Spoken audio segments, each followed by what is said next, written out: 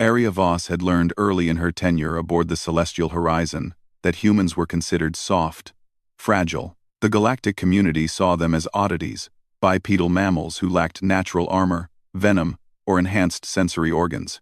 They were the species that needed environmental suits on most worlds, who couldn't digest half the proteins in the known galaxy, who died from things that others barely noticed. What the galaxy hadn't accounted for was stubbornness. The outpost on Kreveth 9 was supposed to be temporary. A research station studying the indigenous Krevethi, a species of pack-dwelling predators, whose society operated on principles so foreign that 3 different xenoanthropology teams had given up trying to understand them. But Arya wasn't xenoanthropology. She was engineering, assigned to maintain the station's failing atmospheric processors in the sulfur-heavy air. She first saw the Krevathi from her viewport, massive creatures that moved like wolves but stood upright when needed, their fur ranging from deep crimson to obsidian black. They had avoided the station religiously for the first 2 months.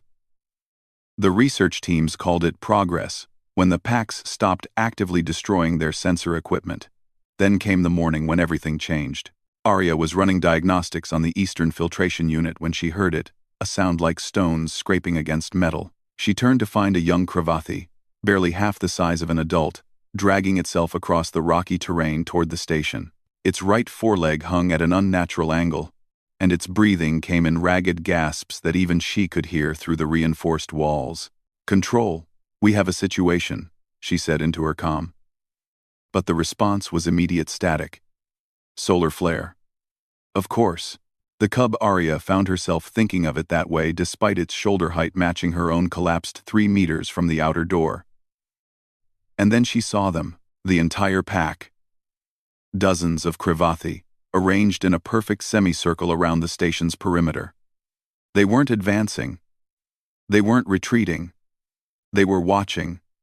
Waiting. The lead Krevathi, distinguishable by the silver streaks in its dark fur and the scars that told stories of survival, fixed its eyes on the viewport.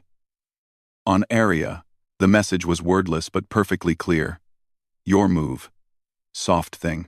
Every protocol said to stay inside, wait for comms to restore, let the xenobiologists handle first contact.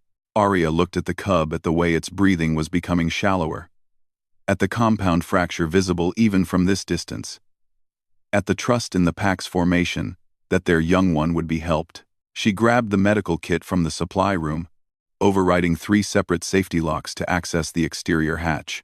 The Krevathi atmosphere hit her like a wall even through her breather hot, thick with sulfur compounds that made her eyes water. The pack's attention shifted as one unit. Every predator's instinct focused on the small human walking toward their injured. Arya knelt beside the cub. Up close, she could see it was even younger than she'd thought, barely an adolescent by the proportions. Its eyes, a startling amber color, tracked her movements with a mixture of pain and something she recognized.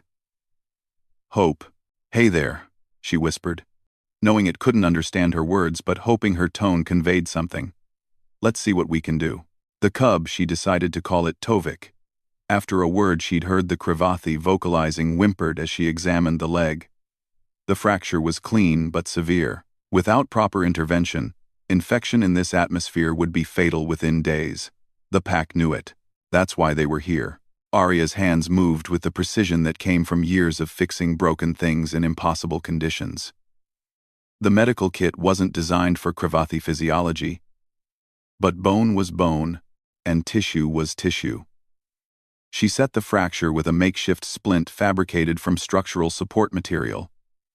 Her fingers working despite their trembling, she administered a broad-spectrum antibiotic that might work across species barriers, or might do nothing. Tovik's breathing steadied. The pack remained motionless. The most delicate part came next. Arya pulled out the regeneration gel experimental tech that humanity had developed for their fragile bodies in hostile environments. It encouraged rapid cellular growth, reduced scarring. It had never been tested on non-human biology. It might accelerate the healing. It might trigger an immune response that would kill Tovik in hours. She looked up at the silver-streaked leader. At the entire pack, assembled in judgment. They had brought their most vulnerable here. They had decided that the soft thing, The fragile human was their best option when their own medics had failed. Arya applied the gel. For 3 heartbeats, nothing happened. Then Tovik's breathing deepened, stabilized. The inflammation around the fracture site visibly decreased.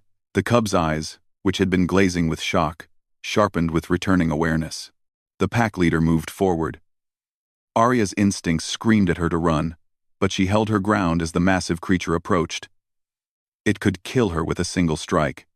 Instead, it lowered its head, the Cravathi gesture of acknowledgement that the research team had documented but never seen, directed at a human.